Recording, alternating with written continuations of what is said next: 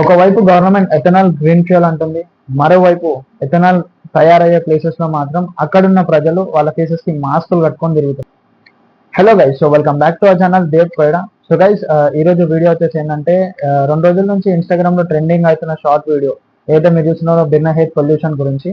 So ఈ రోజు మనం ఆ టాపిక్ గురించి అయితే మాట్లాడబోతున్నాం. సో ముందుగా ఛానల్కి వచ్చిన వారు ప్రతి ఒక్కరు లైక్ చేసి సబ్స్క్రైబ్ చేసుకోండి. ఒకవేళ వీడియో కనుక మీకు నచ్చినట్టయితే మీ ఫ్రెండ్స్ అండ్ రిలేటివ్స్ కి షేర్ చేయండి. ముందు మనం ఈ బిర్న హెయిర్ గురించి తెలుసుకున్నాం. ఇది అస్సాం ఉన్న మేఘాలయ బార్డర్ లో ఉన్న ఇది ఒక ఇండస్ట్రియల్ ఏరియా. ఇక్కడ చాలా మటుకు cement factories, coke factories, distillery factories, ఇలా చాలా పెద్ద ఫ్యాక్టరీస్ ఉన్నాయి. ఆల్మోస్ట్ ఇక్కడ ఉన్న 80% ఇండస్ట్రియల్ ఏరియానే ఉంటుంది.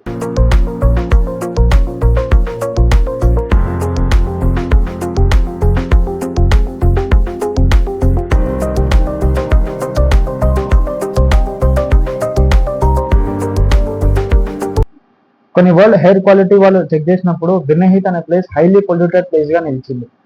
ఆ విలేజ్ వాళ్ళు చెప్తున్నది ఏంటంటే వాళ్ళు మార్నింగ్ లేవగానే వాళ్ళకి మొత్తం బ్లాక్ డస్ట్, అలాగే నిద్రపోదామంటే మొత్తం బ్లాడ్ స్మెల్స్ తోనే ఉంటుంది. 24 గంటలు ఎప్పుడూ చూసినా బ్యాడ్ స్మెల్, ఆ డస్ట్ తోనే మొత్తం నిండిపోయి ఉంటుంది.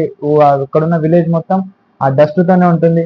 थोड़ा सामने से दिखाइए झाग कैसे जमा हुआ है, बताइए थोड़ा दिखाइए अभी। हाथ देखिए, परत आपको अगर नहीं दिख रहा होगा तो अभी दिखाइएगा हम कैसे दिखाते हैं, है ना।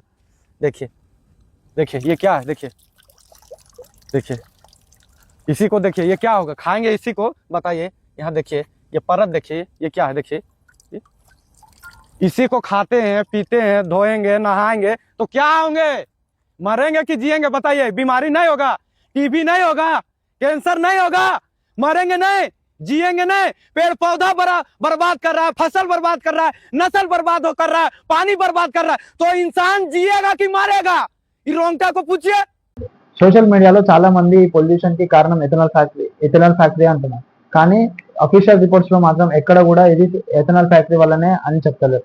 ఎందుకంటే ఇక్కడ చాలా మటుకు ఫ్యాక్టరీలు ఉన్నాయి. సిమెంట్ ఫ్యాక్టరీస్ కానీ, డిస్టిలరీ ఫ్యాక్టరీస్ కానీ, కోక్ యూనిట్స్ కానీ, చాలా పెద్ద ఫ్యాక్టరీలు ఇక్కడ ఉన్నాయి. అందువల్ల దీనికి కారణం ఎథనాల్ ఫ్యాక్టరీ అని చెప్పలేకపోతున్నారు.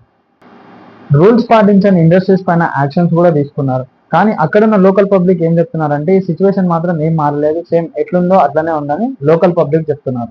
तो यहाँ पे इतना काला काला क्यों है ये सब?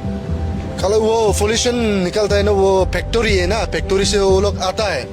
देखिए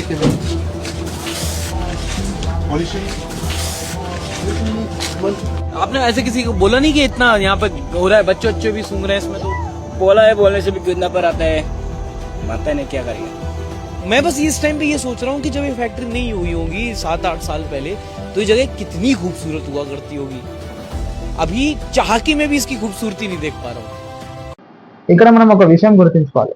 ఎథనాల్ వల్ల వెహికల్స్ నుంచి వచ్చే పొల్యూషన్ తగ్గుతుంది, కానీ అది తయారయ్యే ప్లేస్లలో కూడా ఎన్విరాన్మెంటల్ రెగ్యులేషన్స్ ఫాలో అవ్వాలి. లేకపోతే ఒక చోట తగ్గించి మరో చోట పెంచిన వాళ్ళం అవుతాం.